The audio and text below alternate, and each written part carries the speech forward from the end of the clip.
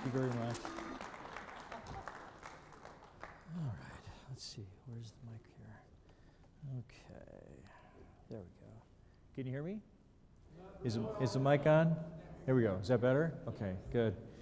All right. Well, I had to take this opportunity to call MUFON on the Carpet because they refer to it as the alien reproductive vehicle, and I've had people asking me where the babies come from. So anyway, as far as my experience and how far back it goes, it's only been more recently. I've been chasing this thing since 1988, almost 30 years. It's hard to believe it's been that long. But I discovered that in 1952, when they had this vast UFO flap, as you call it, in Washington, D.C., as it turns out, in July of that year, my father was a dental prosthetics technician at Bethesda Naval Hospital, where James Forrestal was murdered. And 9 months later, I was born. So who knows? Maybe I'm a hybrid. I just don't know it. Anyway, after his work at Bethesda, my father was transferred to the Marine Corps station in, let's see, it's just north of San Diego. What's it called? No, it's the other one. Camp Pendleton. He was at Camp Pendleton, where my brother was born. And we lived in Vista, California, literally less than 10 miles from where George Adamski was having his whole UFO contact experience in the early to mid-1950s. So it's kind of been right in my neighborhood all the time, and I just didn't realize it. Anyhow, let's see here. Okay, there we go. Oh, okay, sorry. I couldn't see the right screen. All right. So let me give you a little bit of background on how this all started for me. I'm kind of a nuts and bolts person. When I was a little kid, my dad used to bring me in and ask me to take my little hands and reach down into the engine bay when he was working on the family car to get a nut or a bolt that dropped down to a nook or cranny that he couldn't quite get his hands into. And that was how I began working on cars and became a car guy and a nuts and bolts kind of guy. And so I really enjoyed the process of taking things apart and putting them back together. And I also happened to like dinosaurs as a kid. I was drawing dinosaurs all the time, and that's where my artistic background really began, was drawing dinosaurs. We lived in Arizona. My dad made an interbranch transfer into the Air Force. So we moved to Chandler, Arizona. He was stationed at Williams Air Force Base, where they were doing fighter pilot training. We did a lot of exploration in northern Arizona, where there were lots of fossil beds and this kind of thing. But anyhow, eventually, all of this artwork and dealing with machines and things, I decided that I wanted to become a car designer and work for Chevrolet or GM or one of the big three auto manufacturers. But at the time, minimum wage was about $2 an hour, and the premier college where everybody went to become a car designer was Art Center College of Design in Pasadena, California. And in 1977, tuition was about $1,200 per trimester. Couldn't afford it on minimum wage. So I realized I was going to have to probably go into the Air Force and get the GI Bill behind me in order to be able to afford where I wanted to go to college. And so went down, took the aptitude test with the recruiter, wound up joining the Air Force. And in fact, this emblem that you see on the screen here, I'm not sure where it is exactly. I see it on my screen. Oh, there we go. There, okay. That's the logo for my squadron, the 318th Fighter Interceptor Squadron. Went through electronics school, learned about the weapons control systems on this plane. That's the plane that I worked on, or one of them, with the 318th.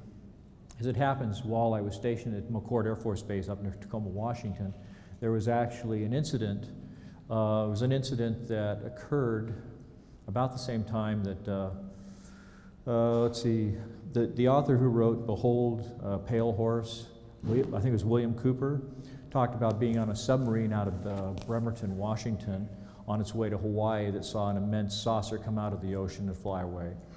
And it happened that our squadron, our planes were actually scrambled and sent out to sea in pursuit of something like that. Later on, there was something that came down out of the sky and crashed in the I guess it's the Cascade National Forest near Rainier National Forest. That's what it was. And we had a squadron mate who was a real off-roading enthusiast. He went out and tried to find where this crash occurred based on the data that he got from his friend at the control tower. and was confronted by some of the so-called blue berets that were there cordoning off the area. So these things were kind of going on in the background, and I didn't even realize at the time that there were other things that had happened to me as a kid that I didn't have any memory of, couldn't explain it. So I wound up going to Art Center College of Design, and I wound up working not in the automotive industry, but rather in the aerospace industry, starting off with General Dynamics and doing illustrations of aircraft, gathered a bit of a notoriety as an aviation artist with military topics. I actually had the opportunity to trade some of my paintings for rides in aircraft like the F-16. This is a photograph I actually took from another F-16 where I was riding in the back seat like the two-seat version that you can see over there. And I would generally donate a painting to the squadrons when this would happen, give them a little bit of an incentive. So I wound up working for General Dynamics for a while, worked as a publications editor, as a technical illustrator, did a lot of illustration work, and then began freelancing throughout the defense industry and the aerospace industry. And it gave me an opportunity to see lots of different kinds of hardware, lots of different weapon systems. Everything that I did would start out in kind of the sketch form like this, where you would develop all of the details that you wanted before a painting would actually start. Those paintings and all the different types of aircraft that I did eventually brought me into contact with some of the manufacturers like Lockheed Skunk Works that were working on systems that the public didn't know about. Now, as it happens, I like to talk to people. I really enjoy hearing their stories, whether it's a contact experience or things that they've seen flying around, because as somebody who's in the industry and works on these things and I know that there are other systems that are classified that we don't see from time to time, and I can't explain why. There'll be somebody who will fly one of these things over a populated area under conditions that allow people on the ground to see the aircraft. And so I love to talk to people who've had these sightings, because you can kind of glean some details out of those sightings that you'll never get from the trade publications like Aviation Week. In fact, I actually did a lot of work helping to coordinate some of the details from these reports with Aviation Week, working with my friend Bill Scott, who was part of UFO Hunters with Bill Burns and that kind of thing. So anyway, mapping out the details for different systems, being able to understand how these things fit together, the things that make them work has always been a part of my work. And this process kind of came to a head around 1986 when I was approached by Lockheed Skunk Works to do an illustration for them of an aircraft that had not been built yet. And the pitch that they gave me was that they had a new request for proposal for an aircraft that was really, really fast. The whole program was classified. They couldn't tell me what the aircraft looked like. And so they asked me to come up with something that looked really, really fast. And so, having been a subscriber to publications like Aviation Week and Space Technology, having been on Air Force bases for many years because of my dad's 25-year career in the Air Force, and because I had always loved aircraft because of the organic shapes and the ability to fly and do all these different things in the performance of their duties, I knew about the SR-71 Blackbird, and I also knew about the XB-70 Valkyrie. Let's see here.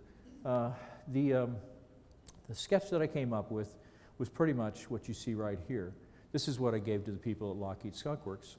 And when I went back the next time to talk to the client, the individual that had hired me, and this was at the Calabasas division, which no longer exists, but he brought in two aeronautical engineers, is the best way I can describe them, with the white lab coats and the pocket protector and the slide rule and the whole 9 yards.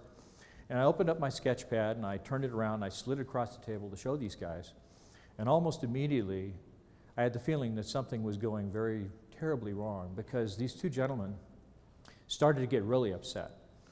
And I thought, well, I know I'm using some sound aerodynamic principles in the design that I've created here, but they were getting mad, red in the face. You could practically see the beads of sweat forming on their foreheads and this kind of thing. And the one gentleman slammed his hand down on the drawing and he says, well, what are these canards doing out on the wing, on the front of the plane? What are the vertical stabilizers doing moved out to the wingtips? These would be torn off at Mach 17. And then he caught himself and realized that he was disclosing classified information, telling me that this thing could go Mach 17.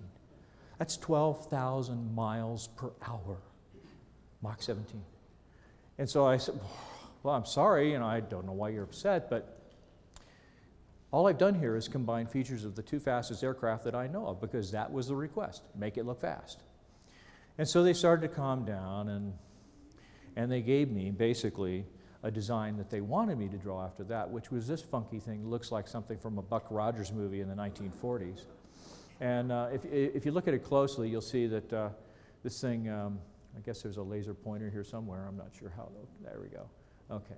Right in that area, I don't know if you can see the little red dot, but that's supposed to be a scramjet pod right there on the bottom of that thing. And there's another one supposed to be up on the top. I even did a little proposal for what the landing gear arrangement would look like in spite of these funky little Buck Roger fins that were on there. So anyway, it wasn't too long after that, maybe 3 to 4 years later, that I got a call from Bill Scott at Aviation Week, and he said, there's been a near-miss incident with an aircraft that looked just like what you drew, or pretty close to it. And so I talked to him about it. He said there was an airliner flying out of Los Angeles International that went out over the ocean, banked around to the north, and was passing over the high desert near Edwards Air Force Base. And this thing was climbing up out of the base, and they almost hit. And so there was a report made. Anyway, at the time, that second aircraft that's riding on the backbone of this aircraft was not part of the deal. It wasn't actually seen at the time. But this aircraft was so large, I mean, close to 250 feet in length, very, very big aircraft.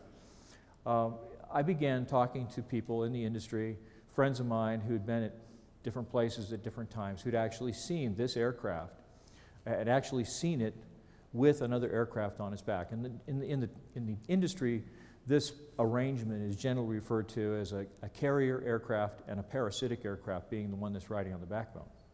But as time went on, even as recently as within the last 6 months, I continued to get eyewitness accounts of people who've seen this aircraft and this aircraft.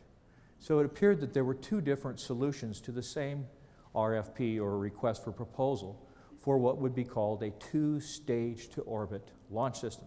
The idea being that you would have an aircraft that would carry a smaller vehicle that had the capability of not only flying and going out into space with rocket boosters, but would have the capability of coming back down through the atmosphere like a miniature version of the space shuttle. So this was in the time frame of 1986 or so. Well, it turned out that there were other aircraft types that were being seen about the same time. This was sort of the internal visualization of another aircraft that I'd heard described by witnesses. Was another aviation artist by the name of Hal McCormick, who had a friend at an air show that had talked about a conversation that he'd had with a former astronaut who was ferrying a Learjet across Nevada, and he was flying through some heavy clouds, and he came out into the open air and realized that there was another aircraft in close proximity to him, same parallel course, same direction, but slightly below and to his left. And he came up on this thing, and he got a good look at the other aircraft, and then he realized that he might have collided with this thing in the clouds. And so he called the control center, which happened to be the tower at Nellis Air Force Base, because it was restricted airspace to begin with.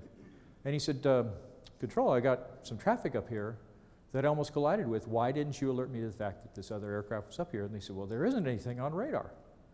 We don't have anything on radar. And he says, well, of course there's something on radar. And so he begins describing this aircraft with, the two tails, one above, one below, the NACA duct inlets, the splitter type canopy like an SR-71, and this ridge that kind of ran laterally across the widest part, but no wings at all. And so this was one of the aircraft that led to speculation about a new family of aircraft, high-speed aircraft, probably all a part of this program that I was asked to create some conceptual artwork for. And so this magazine here, Popular Science, had asked me to do some cover illustrations for something referred to as the Mach 5 spy plane. I think it was either Richard Dolan or Mike Schratt mentioned earlier about the seismographic reports of something leaving a supersonic footprint across the Los Angeles landscape at something in the area of Mach 5, Mach 6. And this was one of the concepts that they thought might be responsible for that. And as it happened, while all this other stuff was going on, this particular magazine wound up helping me to reconnect with a fellow that I'd gone to college with, who was mentioned earlier by Richard Dolan, is Brad Sorensen, who's an outstanding designer and someone who I went through college with in the transportation design major. He had seen the artwork and called me up, wanted to get in touch, and so we got together for lunch, talked about our careers, what we've been doing, and I knew that there was an air show coming up at Norton Air Force Base in about a week or so, and we made plans to go to this thing. And then at the last minute, the magazine got such a wonderful response from this artwork that they asked me to go ahead and do this issue here over the weekend, literally doing 3 illustrations in about 2 or 3 days. It was a really crash, but it was a lot of money and I couldn't turn it down, so I didn't go to the air show. So about a week or so later, Brad tells me that he had gone to the air show with one of his clients, who was a high-ranking executive at Lockheed Martin at the Skunk Works division. Now, I believe I know who the gentleman is. I'm not going to tell you what his name was, but he was somebody that eventually wound up working in the same general executive level as Ben Rich and Kelly Johnson. And his name sounded a little bit like Frank Carlucci, but that's not his name. Anyway, so this is the Lockheed Skunk Works here up in Palmdale at Air Force Plant 42. And the story was, and eventually the details came out, but the original story was that the exhibit had been at Norton Air Force Base in the big giant Quonset hangar that was at the west end of the airfield. But during the revelations about the alien reproduction vehicle and the flux liner, I had started contacting some of the people who were involved in UFO investigations, one of whom was a fellow by the name of Paul Shepard, who in the late 1980s, early 1990s was doing a lot of coverage on the Billy Meyer story, had a 900 number you could call up and listen to all the latest details. I found this in the back of UFO magazine, I think it was. So I contacted Paul and I said that I had this new information and I just felt that somebody ought to know about this, this new technology that was out there. And basically what had happened was that during the air show, Brad and this gentleman that he was with and about 30 other people got onto a Boeing 727, a military Air Force transport, passenger transport, and they flew from Norton Air Force Base, where the air show was, up to Air Force Plant 42 and to the Lockheed Skunk Works. They disembarked, went into the hangar, and almost immediately the fellow that he was with said, you know, there's some aircraft in here that you're not cleared to see, so we'll get out of here as soon as we can. Just don't say anything to anybody, just enjoy the show. So he went up to Lockheed Skunk Works right there, and they saw a lot of unusual types of aircraft. This was a proposed replacement for the A-10 Warthog, which is an anti-armor kind of a platform. This is what it looks like here. It's been around for a long time, was built by Republic Aircraft. Carries this giant Gatling gun in the front end of it that just tears the snot out of tanks. And, but this version that Brad saw was much shorter, much smaller, and it had this kind of a Venetian blind set of wings that had a pair of engines up front, and it would use the Coanda effect blowing over the wings when they were all folded up into one surface, so that it would provide a tremendous amount of lift. Now, one of the other aircraft that they had in this particular exhibit was the first generation Aurora aircraft, and this was one of my first rough drawings that appeared in Aviation Week in Space Technology, describing what it looked like and what its capabilities were. You might notice in the lower left-hand corner there, they actually had a series of 121 vertical launch tubes that were in the belly of this aircraft. And the deployment system for these, what amounted to MIRVs, multiple targetable, or multiple individually targetable reentry vehicles, MIRVs. These reentry vehicles, the cone-shaped thing you see popping out of the hole there, basically sat behind a kind of a, like a space shuttle tile, a heat ablative tile, which was covering the outside of this thing. And the weapon would sit up inside this tube. Some explosive bolts would blow off the tile. There was a big giant coiled spring behind it. It would just push this thing out of the hole, and it would slam another tile down into place so that the aerodynamic cleanliness of the surface of the aircraft was restored in a fraction of a second. And then the reentry vehicle would then acquire its target and go in and boom, that kind of thing. So anyway, this was a later drawing, a rough sketch. And you'll notice that the NACA ducts at the front end there were moved up and sort of hugged the front end leading edge of this thing. And it turned out that that wasn't really quite right either. There was an article that appeared in Jane's Defense Weekly in their intelligence briefing section that described a similar kind of aircraft, but they had the most rudimentary type of illustration to show what the vehicle looked like. This was a more refined version and more refined drawing that I did to sort of flesh out what the exhibit at Skunk Works had looked like, showing a little bit of the aircraft landing gear and so forth. Had a unique set of tires on it as well. The tires looked like what might be called Aeroquip stainless steel mesh hose wrapped around a wheel. Basically looked like a weave of stainless steel wire, very tight weave, that protected the tires from the extreme heat conditions that this aircraft was subjected to. Now, one of the things that let me back up here. One of the things you'll notice is at the back end of this thing, there's kind of a little clamshell arrangement that opens up, and there's actually a rocket booster that comes out of there with a couple little maneuvering pods with maneuvering jets. And once this thing gets up to altitude, well, maybe I should back up even more. The propulsion system actually involves 4 big jet engines that are on the inside. And if you flip this thing over and you looked at the belly, you'd have the same number of inlets in roughly the same position on the belly of the thing. So there were a total of 8 inlets and 8 exhaust ports.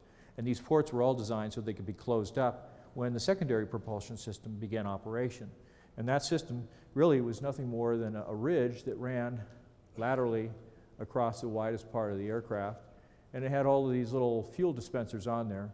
And when it got up to something over Mach 3, this aircraft would begin dispensing fuel from those ejectors, and it would spontaneously combust in the superheated airstream flowing over the aircraft, and it would explode and expand between the supersonic shock wave that would separate at that ridge and the tapered afterbody. So it basically would squeeze the aircraft and push it forward, which is kind of what a linear aerospike does when it's in operation. Now, it turns out that, let's see, I don't see the image up on the screen. There we go, okay. This is actually a little bit closer to what the design looked like. That top version shows the true and accurate placement of the inlet NACA ducts. And there was also apparently a manned version of it that had a little bit of a cockpit on the front end.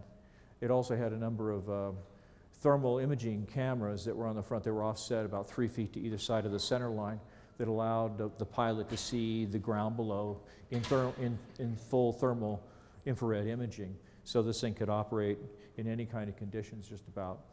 So anyway, this was part of the exhibit as well. They had a section where they had these 3 flying saucers. They had a podium where a general got up and spoke. It was all behind a cordon. They had a rolling staircase that came up. And these things were floating off the floor with a number of these little like blisters on the top of the thing, kind of like a submarine door that was on the side of the vehicle and just floating off the ground, no landing gear or anything underneath. These are the larger aircraft. You can notice, you can see the difference in the scale. There was a 60-foot version, which is the one in the upper right-hand corner, which had a little bit larger door. The same size door as the smallest version, which was about 24 feet in diameter. And the largest was somewhere between 124 and about 130 feet in diameter. So anyway, that led me to doing this illustration here, which you've probably seen before. It's an illustration that seems to have just gone viral on the internet. It's plagiarized all over the place. And as it turns out, in the 30 years since I got this information, I've actually collected a lot more information about how it works, which I'm in the process of incorporating into a totally new blueprint that'll be for sale, and you can order it and you can find out some of the more important details that I found since this thing was first created. This is a little bit closer view of the thing to show some of the details. You can see that it employs an array of capacitors, 8 plates tall at the bottom. I've calculated it with the dielectric that's around this array that's in the bottom here. Where's the laser? There we go. Okay. Got the laser right in here. I'm sorry, the capacitor's right in here. And these things, each of the stacks is staggered so that the gaps between these plates lines up with the actual plates in the sections that are on either side. They all radiate out from the center. There's a total of 40. As a sort of a significant side note to that particular number was that about the same time that I began investigating this particular story, there was a story that came up in the Los Angeles Times newspaper that was covering the phenomenon of crop circles. And there was a particular research following the crop circle phenomenon that was happening more and more frequently in the summertime over in the United Kingdom that said that they would find these crop circles and they were having problems with people hoaxing them and this kind of thing. But they wanted to find out some kind of criteria that would help them to establish the difference between the fake ones and the real ones. And what they found was that if you went back and looked at the same crop a year later as the new crop was beginning to grow in, or come in or grow in, that there was a remaining signature, there was a footprint that was left behind from the previous year on the real ones. The ones that had been made with boards and ropes, it just grew back like a normal crop. But the ones that had been subjected to the real emissions, whatever it was that caused the crop circle to form in the first place, always grew back as a circle with 48 spokes, like the spokes of a wheel. It just happens to be the exact same number that you would see in the capacitor section or the capacitor array of the ARV. So it seemed like there was a connection between propulsion systems and the phenomenon that was occurring in the crops over in the UK. So as time went on, I began looking at some of the details of this that were described for me by the eyewitness. Let's see here. I did have, at one point, I had an actual sketch that was done by the original witness, and I don't exactly know why it disappeared from this particular version of the slideshow, but anyway, it shed a little bit of light on what it took to put this illustration together, and that was that I had a really, really rough drawing, which more or less had call-outs, handwritten call-outs saying, okay, this section here is 12 inches thick, 24 feet in diameter, has this many plates, this section over here has this many layers of coils and wire and so forth. And so the system itself actually involved a big ring of coils that ran around the perimeter of the crew compartment and sliced through it right there. And this thing was about 9 inches thick at this point. It looks a little bit thicker because it's shaved off at about a 35-degree angle. The same thing down here, this is shaved off at about a 35-degree angle.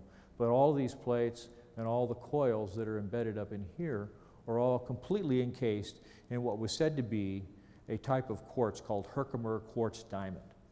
Now, when you actually look at that as a manufacturing process, you realize immediately that there have to be some extraordinary manufacturing techniques that are brought into play to make this thing work, because number one, the melting temperature of copper is something like 1700 degrees, but the melting temperature of Herkimer quartz diamond is like 3200 degrees.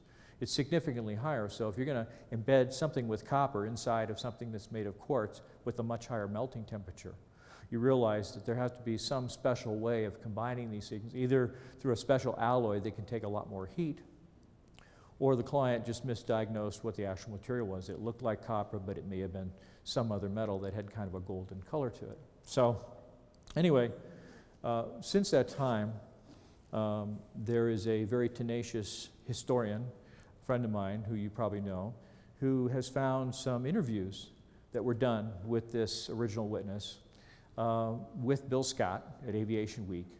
And those interviews wound up in an archive after Bill retired at McGraw-Hill. And they go into a lot more detail than what I'd actually been told. And what we found out since then is that those coils that are around the crew compartment are not wire, as you might think, because originally we thought it was part of a Tesla coil, where you have primary windings and secondary windings, and it generates a tremendously high voltage. But high voltages are something that this system generates. It just may not be generated in the way we originally thought. But what we found is those coils were actually square copper tubing, like waveguides, like something you would use to transmit microwave energy. And so the fact that it's fully encased in a dielectric material like quartz, and the fact that it has this square wave, we've computed that the actual length of this thing given that the inside diameter of that coil is about 12 feet, we've calculated out to within just a few feet that the total length of that coil is approaching something around 3 miles. Now, one of the other things that was found in this interview was the claim that this energy form that was being used, being tapped into by this coil, which was called the antenna section, was an energy form that was moving through space-time at 500 times the speed of light. Now, Hal Puthoff is a friend of mine, and the first thing I did when I read this was get a hold of Hal Puthoff and say, I've never seen anything in the literature other than experiments with foliated capacitors and the Casimir effect and shooting lasers between capacitor plates to get it to go faster than the normal speed of light, but maybe, you know, anywhere from 8 to 40 times faster, something like that, but never 500 times the speed of light. And he was very careful about what he said to me, but he basically said, you're right, there really isn't anything in the literature about something moving or propagating through space-time at 500 times the speed of light. And so I thought about it for a while, and I sent him an email. I said, well, what about quantum entanglement? That's supposed to be almost instantaneous over tremendous distances.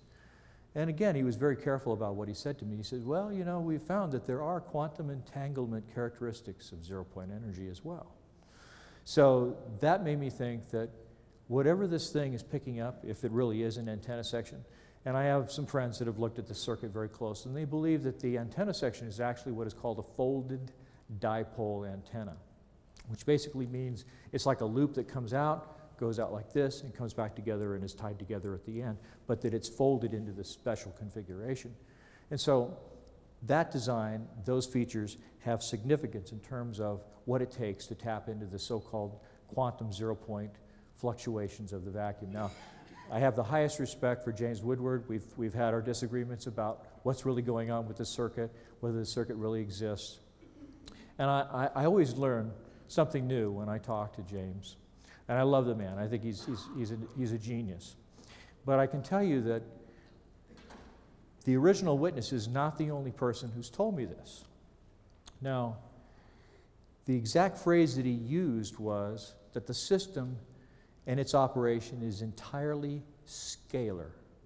Now, scalar energy is another term that for a long time I thought was kind of just a generic way of saying zero-point energy or some aspect of zero-point energy. But I believe scalars, if I understand it correctly, are positive and negative factors in space-time that when they cancel one another, you wind up with something that is essentially has zero mass.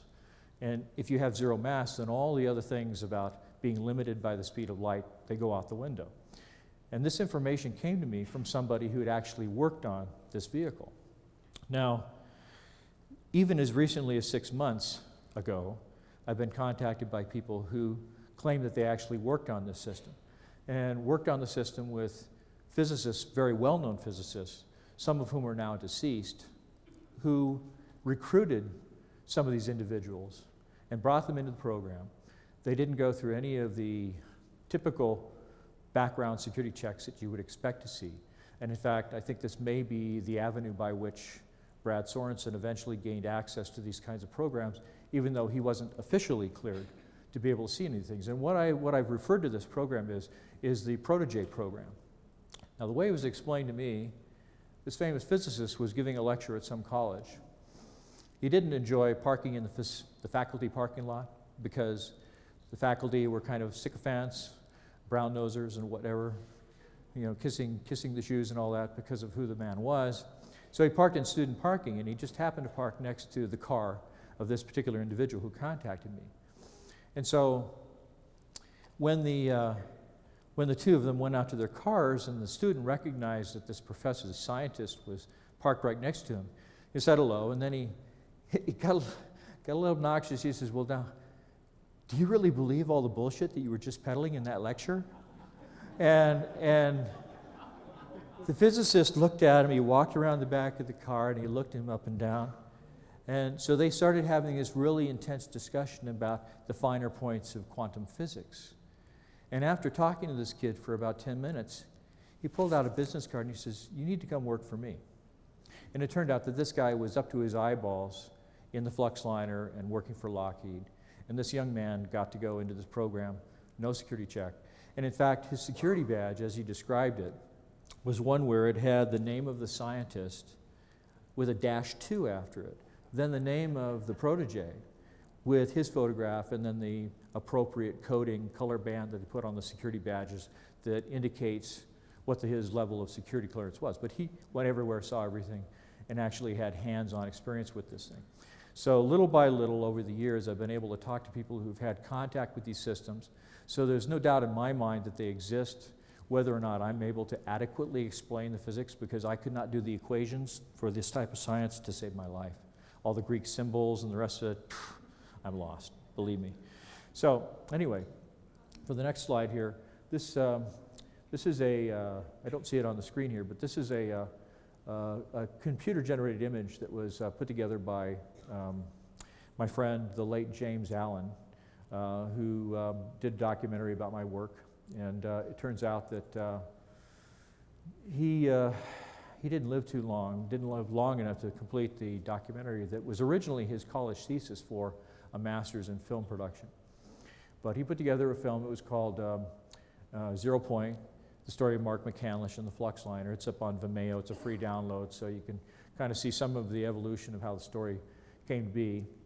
He did this wonderful illustration, and this here is kind of taking the skin off the vehicle. And some of the other things that we've found since then is that, as we originally believed that there were 4 seats on this vehicle, we now believe that, given the actual diameter of that central column, which is referred to as the amplifier section, that there are really only 3 seats, not 4 seats, principally because there just wouldn't be enough room for the backs of the seat to come up against that column side to side if there were 4 seats. So we believe there are actually 3 seats. Underneath those seats, right in this area here, you can see there's like what looks like a circular plate, which sort of doubles as a floor, but it's actually part of what would be called a homopolar generator. And because of the field, the electromagnetic field that's generated by this coil, the field looks like a big donut shape that, with field lines that stroke out through the middle, stroke perpendicularly through this disc, which rotates at a certain speed. And when you put those things together in the proper way, you wind up generating a tremendous amount of current, which is exactly what you want for a system that uses extremely high voltages like this. Now, one of the other things that came up in this recently discovered interview that was found in the Aviation Week archives was the fact that this thing will basically sit there and do very little until the power level on the vehicle begins to exceed 1,250,000 volts.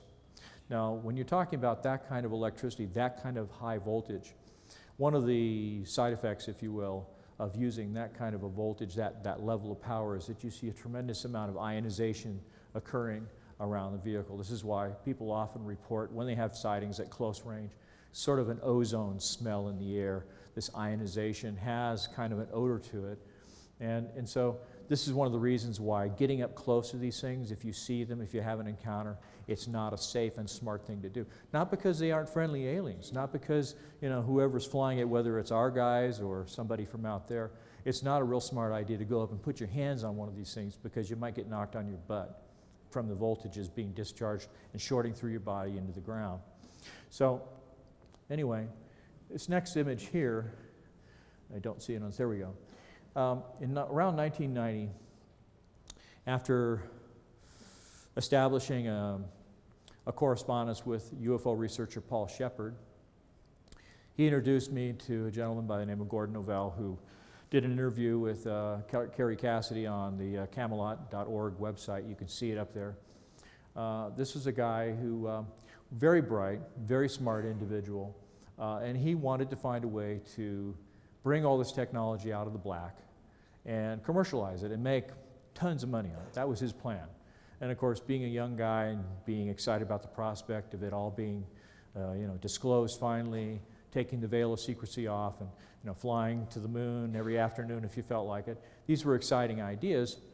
And so when I looked at the design of that central column, the so-called amplifier section, I saw what I thought was the makings of something that might be called a free energy device.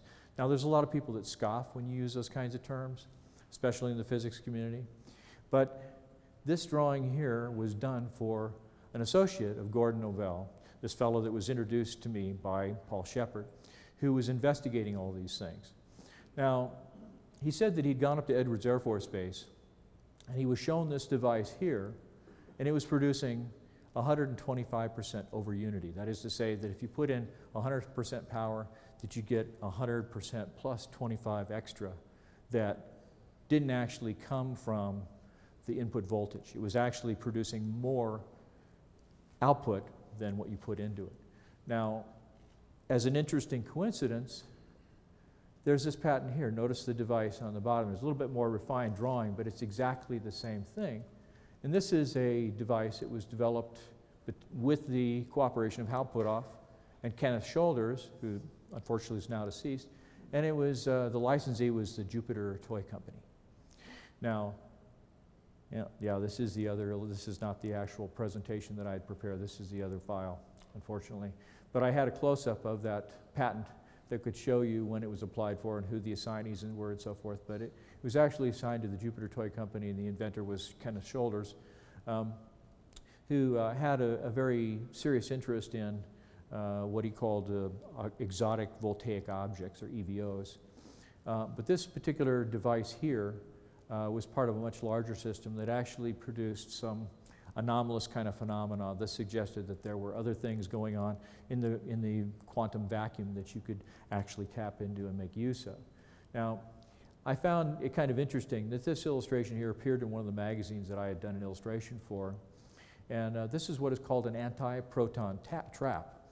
And you'll notice that although the shape of the coil on the outside around that column is a little bit taller, a little bit different, the general layout in terms of the magnetic field lines and what's going on in the middle suggests that there may be something else happening there that is a similar kind of mechanism that would be employed inside the alien reproduction vehicle in its amplifier section.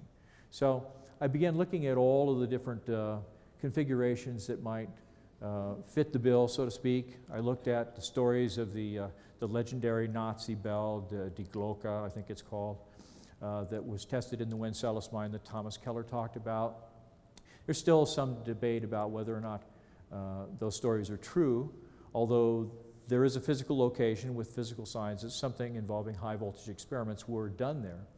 And it was described as a device that had two concentric cylinders, one inside the other, with some large coils around the outside, very similar to the configuration of the alien reproduction vehicle, and that there was a solution on the inside that involved a Nobel gas in some instances, or the use of mercury, thorium, which is a slightly radioactive isotope, and something called beryllium oxide. Now, I talked to Hal Puthoff about what the reason for putting the thorium in there was. And he suggested that if you're putting a lot of energy through a system like this, and you have some other energy form that you want to come out of or to be emitted by this device, that one of the ways to sort of make it a little bit easier is to, as he put it, lower the threshold of emission. And you can do that by adding just a little bit of radioactive material. And so that may be one of the explanations for the use of thorium. Now, the beryllium oxide I wasn't too sure about, but I talked to an engineer who knew a lot about electricity, and he said, well, you know, beryllium oxide may actually be used as a kind of wetting agent, if you will, that keeps the mercury in contact with the electrodes so that when these extremely powerful bursts of electricity come through the system, you don't get this cavitation occurring, which will cause the electrodes to erode and wear out very quickly because of the just monstrous amount of electricity that's passing through the system. So this is this is upside down, but this is sort of a look at the planetary gear drive that actually separates and moves the two different cylinders in opposite directions. Now, you may ask yourself, well, why would you want to do that? Now, I'm going to go off the tracks a little bit here because when I was investigating all this stuff in the early 1990s, I heard all these stories about people being abducted by aliens, and I thought it was all a little woo-woo, kind of hocus pocus, that there wasn't anything to it. And so I thought that it might be possible that if anybody who claimed to have these experiences was actually being taken aboard a craft that came from another star system, that there might be a chance, however slight, that some of these people actually got a tour of the spacecraft, that got to see the engine room, as it were. And so I began looking around for people who claimed to have this experience. There were 3 young ladies that were interviewed on a radio station out of Las Vegas. It was sort of the predecessor to Coast with Art Bell, and it was called The Billy Goodman Happening. This was around 1989. And Billy Goodman had the show that covered the same general genre of subject matter, you know, ghosts and UFOs and aliens and this kind of thing. And so these 3 young ladies, one of whom is actually in the audience right now, were interviewed by Billy Goodman, and they talked about their abduction experiences. And so I was able to contact each of these people through Billy Goodman, and I asked them, I said, well, you know, would you sit down and talk with me, and I can work like a police sketch artist and do composite sketches of what you saw, whether it's, you know, the aliens or the, you know, the components that you saw inside the vehicle, what the vehicle looked like, and all this kind of thing. And to my great surprise, there was 1 or 2 of these individuals that actually described components that looked almost identical to the components in the alien reproduction vehicle. Now, one of the ways that you kind of keep things sterile from an investigation standpoint is that you don't allow a lot of your information out, so you get this cross-pollination or pollination that occurs between one source of information and another, where you have people saying, oh yeah, I saw one of those too, when they've already seen the other stuff you had to say about it. But in this case, we had 2 people that described components like what was in the alien reproduction vehicle. But this is before I'd ever gone public with what I knew about it, what it looked like. So that was really startling by itself. But in one instance, this one young lady described going through a rather torturous process where she sort of reached a status where she was accepted by the crew of this craft and allowed to move freely through the craft after going through some horrendous testing, if you will, in terms of whether she was actually a peaceful individual. I mean, they literally put her in a situation where they asked her to kill another individual, another human being on the ship, and she refused to do it. And when she refused to do it, they said, well, if you don't kill this man, we will kill you. She still refused. And then they said, well, if you don't kill him, then we're going to kill him and we'll make you watch. And that's what they did. And so, of course, she was traumatized by this. But then, almost immediately, the whole thing was wiped away, and the man is still laying there on the gurney without a scratch on him. And it was all just a mental implant, so to speak. And so she passed the test. She knew, or they knew, that she was not someone who would react violently to seeing something like that. And so from that point on, she had carte blanche to go through the craft. And they took her into the engine room. And in James Allen's film, you'll actually see a rendering of what she saw in the engine room. And it was very close to what was described by the original witness on the ARV story in terms of a central column, a disc that was on the column, a large band of coils embedded in a glass-like substance around that thing. And then, of course, the bottom of the vehicle was all these radially oriented capacitors stacked up very thick. And so this was something that I hadn't expected. And so I began cultivating a friendship with people who had had these experiences. And this is sort of the top end of it, showing what you might expect in a kind of liquid mercury-based amplifier section. Now, Brad, in his original discussion or description of the alien reproduction vehicle, said they were using a noble gas of mercury. They were using a vapor of mercury. They were not using a liquid mercury. But one of the witnesses who saw the internal components of one of these craft that she was taken aboard said that they were using liquid mercury. And so one of the things that she said about that was that the central column was made of a glass-like substance that you could see through it. And on the inside of this glass column, you could see what looked like a silvery liquid substance. And it had little flecks of what looked like carbon and silver that were shimmering around as the liquid was moving. And she said that there was a turbulence pattern that was very distinctive. Now, there used to be a carpet cleaner, I think it was called Super Blue or Mega Blue or something, but it had this sort of metallic liquid quality, and when you'd shake the bottle, you'd see all these beautiful turbulence patterns and so forth, and it looked kind of like that, except that inside this glass column, she said that it looked like a series of small tornadoes that were spiraling up around the inside, like a helix, except that the only way you can get those kind of turbulence patterns from a fluidics or hydrodynamic approach is to have two columns, one on the inside, one on the outside, turning in opposite directions. And what you get is a shearing force, like rolling a pencil between your fingers when you do this. And so you have an influence on the inside where the cylinder is turning one way, the one on the outside, and so you get the fluid basically rolling in these little turbulence patterns that spiral upwards. So you know that there's something special about the way this thing is constructed, so therefore, from a mechanical standpoint, you're going to want something like what I showed you there, the planetary gear drive system that actually permits the two columns to rotate in opposite directions. Now, one of the byproducts of that, if we can have that image back up on the screen, please, is that when the mercury comes up in this gap between the two columns, it gets up here to a point right in here. And what I've done in the next illustration is I've shown basically what I would call a pulsing mechanism for the liquid mercury. And the idea is that as the mercury comes up through the outside gap on these two columns and it pours back down through the hole in the middle right there, right in that area there, it goes into this channel that goes down between this cone-shaped electrode here and a sort of an annular electrode there, almost a venturi. Now, I got some of this wrong based on data that's come to me since then, that the internal shape of this chamber down here is more like the shape of the ancient amphoras that the Greeks used to transport wine in and so forth on their ships, where it comes down in a venturi like the opening for an amphora, and then there are some shoulders on the top of this jug.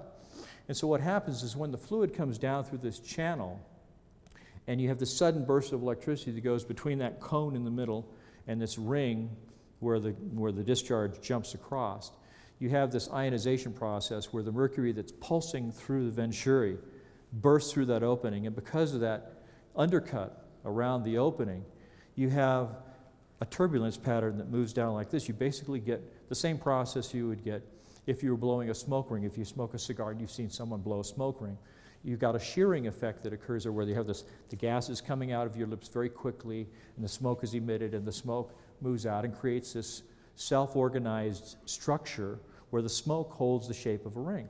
And you could do the same thing in this thing here, and I believe that in some of the experiments that have been done in trying to replicate the phenomenon of ball lightning, that it's actually been modeled as a kind of toroid, like a donut shape. And so that is the kind of shape that I believe actually is transitioning down through let me go back one here. Yeah, we'd actually, this is upside down, of course, but it would actually be moving through the column in the inside, so that you have this spiraling pattern that's established by the shearing effect between the two cylinders on the outside. And as the fluid pours down the middle, it's still twisting and turning, kind of like the water when it goes down the drain in your sink, and creates this twisting effect as it's going down into this position where it suddenly is subjected to this tremendous burst of energy. And then you have what looks like a donut-shaped, self-organized structure of ions that shoots down through the column. Now, one of the things that was revealed in later disclosures was, now I've actually shown, it's hard to see right here. Let me see if I can get this, there we go. Oh geez, gosh, sorry about that. Push the wrong button. Okay, go back one. All right, here we go. All right, okay, right there, you can see some wires, some coils wrapped around that inner chamber. And I was almost right. It's not quite right. What actually is on the inside of that chamber, you know, the shoulders that undercut right below the venturi and go down the sides, but the insides of that chamber actually have what would look like a very long bottle brush made out of a special metal that has a very high melting temperature. And it spirals up from the bottom on the inside of that inner column. And I believe that this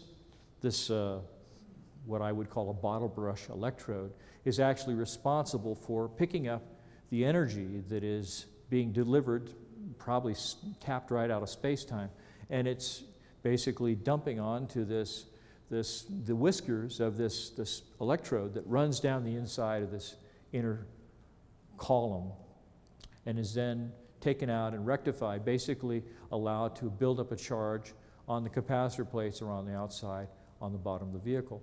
Now, this is one way of developing a tremendously high voltage, and that's exactly what you need if you're going to exploit this kind of technology. Now, in the beginning, I thought that the system was based entirely, its levitation was based entirely on the so-called B-field-Brown effect, and based on some of the discussions I've had with Thomas Townsend Brown's daughter, Linda Brown, who's been here in the audience in the past and maybe here right now. It seems like that may be one of the mechanisms that helps to get this vehicle off the ground, but it may not be the thing that helps to sort of reduce or eliminate its mass. And if you know anything about the work of Einstein, one of the things that he had said was that it was impossible to exceed the speed of light for one main reason, and that was as you accelerate through space-time, the atomic structure of your vehicle has an ever-increasing interaction with this quantum zero-point energy that's embedded in the fabric of space-time. And that energy is actually the very energy that keeps all the little components in every atom, the electrons, the neutrons, the protons, that's what keeps them going all the time. That's why matter itself is sort of the perfect model of a free energy device, because it never slows down. The particles never stop. They're always going because they're always being re-energized by the absorption of this energy. So as you move through space-time and you accelerate, the absorption of that energy increases, and that's what increases the effect of mass. And when you come down, you slow down again, all that energy dissipates back into space-time, and the mass goes back to what it was before. So Einstein said that you can never go faster than the speed of light, because as you begin to approach the speed of light, the interaction that you have with this zero-point energy in the environment is so tremendous, it becomes almost infinite. So you have so much mass that you can never possibly carry enough propulsive force with you to be able to go beyond that barrier, that threshold. Well, what if you turn it all around and you use that energy as a source of propulsive power? So what happens then? It's, theoretically anyway, not interacting with the structure of the vehicle, so your mass doesn't increase, but instead the energy being used as a propulsive force. So literally, the faster you go, the faster you're able to go, because there's more and more energy available. Now, I know that there are a lot of physicists that scoff about this, but there are a few that said that this may in fact be what actually gets this thing going. Now, there's been a lot of debate about whether or not there's a secret space program. All this information suggested to me that yes, there was a secret space program. This particular object that you see right there, that's a close-up there. This is a kind of a boomerang-shaped object that had a lot of strange faceting to it, very much like a stealth fighter. This is an enlargement. This was taken from a Polaroid, not a photograph, not a digital photograph. This is something that was taken from a little tiny square Polaroid that I've actually held in my own hands. And when you magnify it, this is what you can see. Now, under a loop, a little magnifier, I've been able to look at some of the details. This is a sketch that was done by the witness who had the Polaroid camera. And let's see, I guess I must have, yeah, okay. So there is a drawing that I did based on what I could see through the loop. And it seems to have an odd shape. It's partly because the sort of wing shape that's on the far side of the front end is actually partially obscured by this little segment that is right there in the front. I don't know if you can see that. Well, there we go again. All right. Okay. So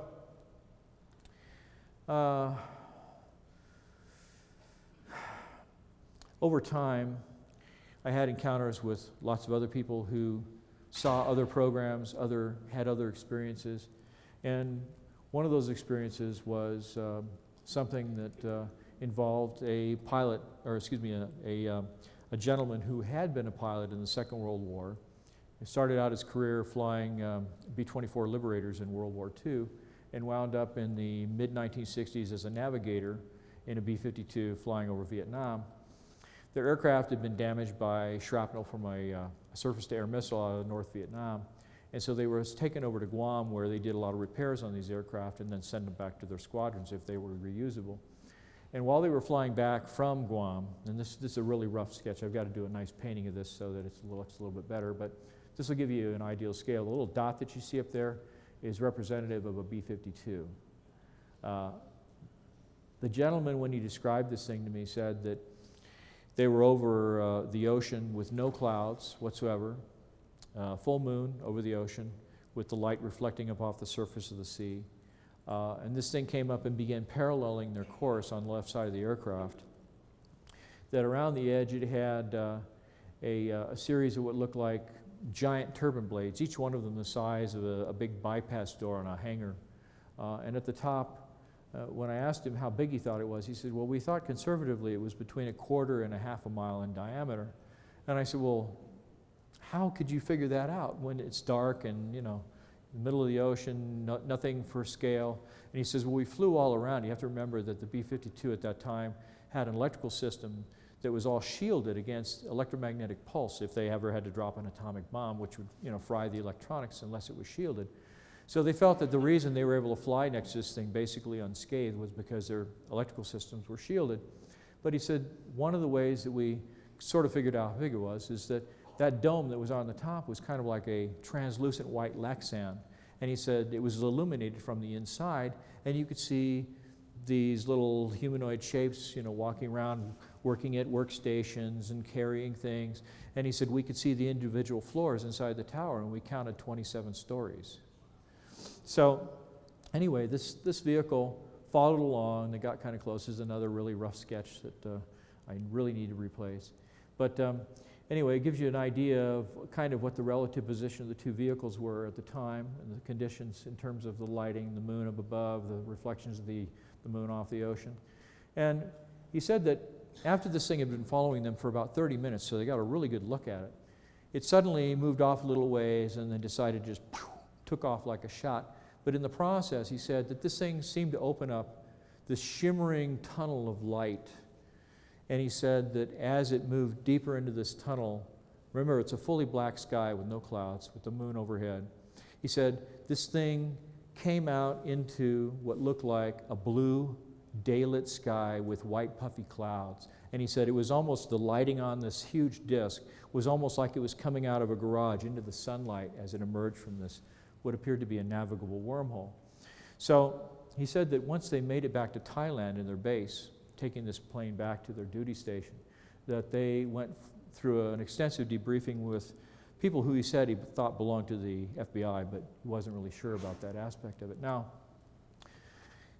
as far as talking to people, and you have encounters where you're in an internet cafe and you hear somebody over here on this computer and they're saying, oh, magnetic fluids, and do you think that was part of the system? And, well, it crashed over here and there were all these soldiers. And so my ears perk up and I said, what are you talking about? What's this? This fellow was in the Army, and right at the end of the Cold War in 1989, it was pretty clear that the Soviet Union was about to collapse. And there were a number of people who were behind the Iron Curtain who were double agents, people that were put there, implanted in the government and other aspects of the East German and other governments that were people that really worked for us. And there was a big concern that if there was any question about the loyalty of these individuals to the outgoing government system, that they would be killed. And so this fellow was part of a unit that flew a nap of the earth, right down in the valleys kind of mission, took a helicopter like this one that was shown in the photo up there on the screen. It's a Nighthawk helicopter, a Black Hawk helicopter. And they flew into East Germany to retrieve some of these agents who were waiting for them at a pickup point. While they were on the way there, they were diverted to another place.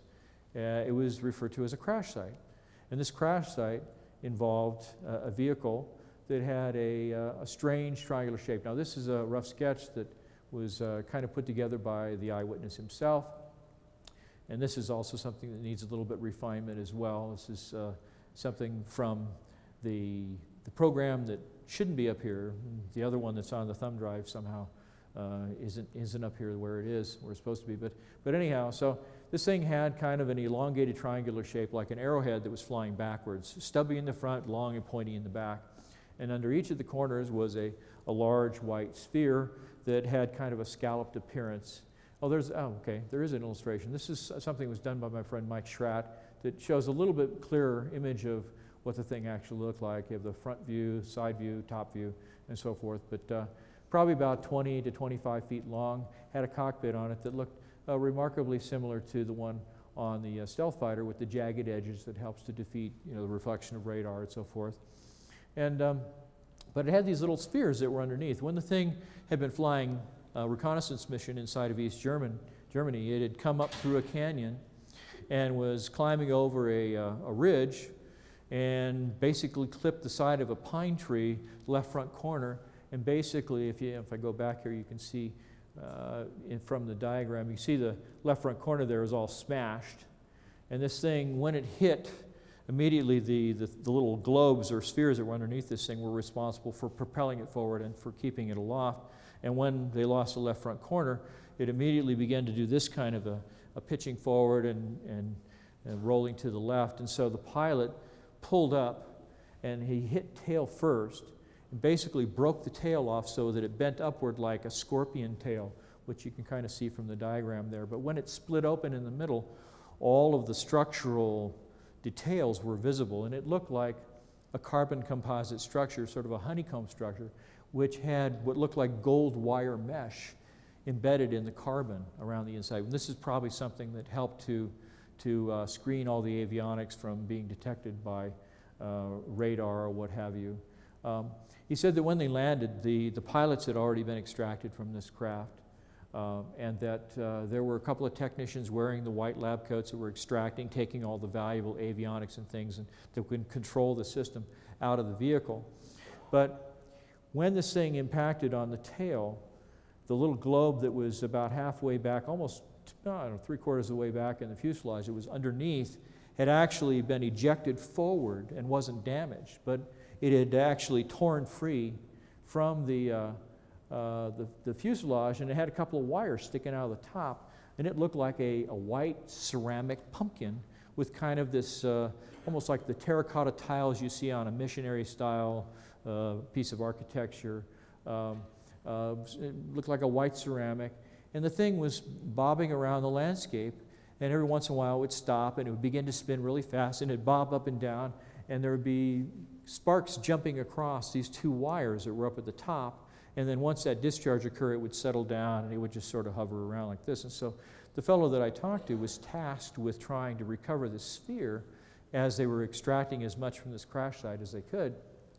One of the things that they tried to do was they tried to go and take one of these utility cabinets, big yellow boxes that are made out of aluminum with a piano hinge along one side and the little turnbuckles on the other side and a big handle. And they tried to walk up and just sort of close it around this thing. And anytime the aluminum got near to this thing, it would begin to basically move away because its magnetic field was reflecting off the aluminum, and it was basically repelling away from the case. And so what they did was they undid the piano hinge, they took the smaller part of the lid, and they slid it underneath this thing, and then they brought the larger part of the case down over the top of it, engaged the hinge, closed the turnbuckles, and as soon as they let go of this thing, the whole thing stood up on the end like this and did this.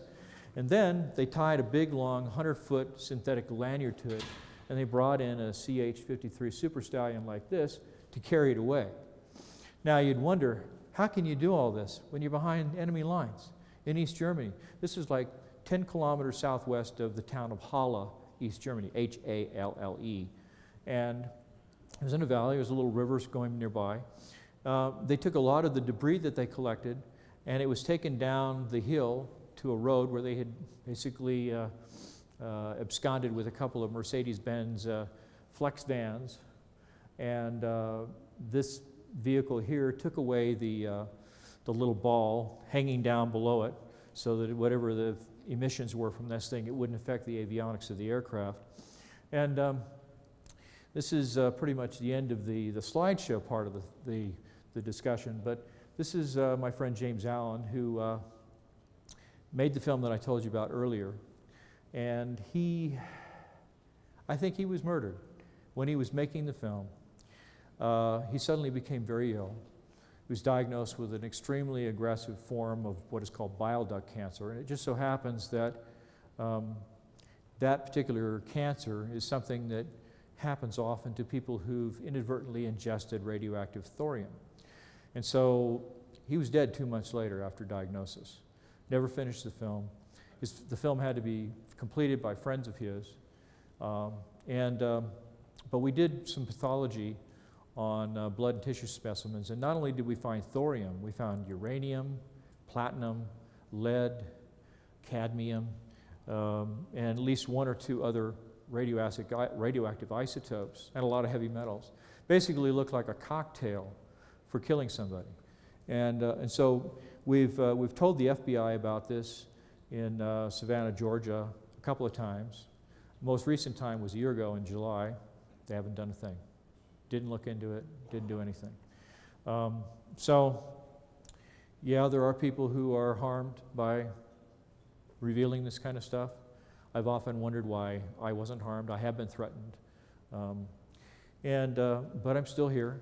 And what I'd like to say is that one of the things that you can do to support the kind of work that I do is, if you get a chance, you can contact me on Facebook if you'd like to get a copy of that cutaway of the propulsion system.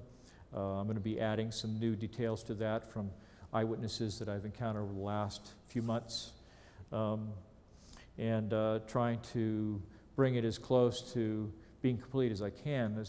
You may be interested to know that I'm also working with a couple of electrical engineers, and we're actually trying to put together kind of a test bed to figure out exactly what it is that makes this thing go. We're actually going to try and build something. We have some people that have some really remarkable qualifications in terms of their personal experience and things that they've designed and worked on, not only in the military but in the civilian realm. And so we're going to try and do some experiments to show once and for all that this isn't just some story that I cooked up or some cute little tale that somebody I know in the industry shared with me. But you know, I've spent 30 years talking about this stuff, and it'd be nice to know exactly what it is that makes it work. And so if you have an interest in participating in that, if you have a physics background or an electrical engineering background, or if you have funding that you'd like to provide, because the materials involved are kind of expensive, we would like your help.